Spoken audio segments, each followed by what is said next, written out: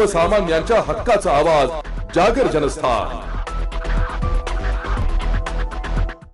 होळीचा सण उत्साहात पार पडल्यानंतर आता नाशिककरांना रंगपंचमीचे वेध लागलेत। दरवर्षीप्रमाणे यंदाही शहरात राहाडींची धूम रंगणार आहे। राहाडींसह रंगीत संगीत शॉवरची मजाही तरुणाईला घेता येणार आहे। यंदा रंगपंचमीत जुने नाशिक परिसरात 17 ठिकाणी रंगोत्सवाची रंगत बघण्यास मिळणार आहे। 5 ठिकाणी पारंपरिक पेशवेकालीन राहाड तर 12 ठिकाणी शॉवरने रंगाची उधळण होणार आहे।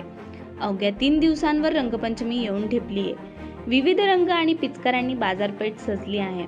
चिमुकल्यांसह तरुणाई रंगपंचमीची आतुरतेने वाट बघताय।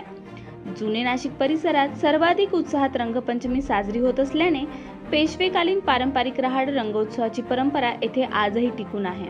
तर दुसरीकडे गेल्या काही वर्षांपासून रंगपंचमीला आधुनिकतेचा टच देण्यात येऊन शॉवर रंगोत्सव साजरा होतोय। अग्निशमन टाकीप्रमाणे दिसणारी कलर टँक बाजारात सर्वांचे लक्ष वेधून घेते। यात विविध कलर भरून ते स्प्रे करता येतात व टँक रिकामी झाल्यास त्यात रंग भरून पुन्हा वापरता येतात।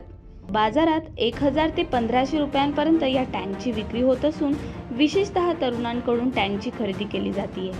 दरवर्षी तिवंदा चौक, काजीपुरा, जुनी तांबट गल्ली, दिल्ली दरवाजा अशा 4 ठिकाणी राहाड रंगोत्सव साजरा होते। जुन्या नाशिकमधील तांबट लेन येथील राहाड काही कारणाने तब्बल 40 वर्षे बंदच होती, पण यावर्षी ती राहाड खुली करण्यात आली आहे। या राहाडीसाठी यंदा केशरी रंग असून दुपारी 12 वाजता विधिवत पूजन झाल्यावर धप्प्याला सुरुवात होईल। महत्त्वाचे म्हणजे या राहाडीत खास महिला व मुलींसाठी स्वतंत्र वेळ ठेवण्यात आली आहे। भद्रकाली पोलीस ठाण्यात रंगोत्सव साजरा करणाऱ्या 16 तर सरकारवाडा पोलीस ठाण्यात एका मंडळाकडून नोंद करण्यात आली आहे। ब्युरो रिपोर्ट, जागर जनस्थान, नाशिक।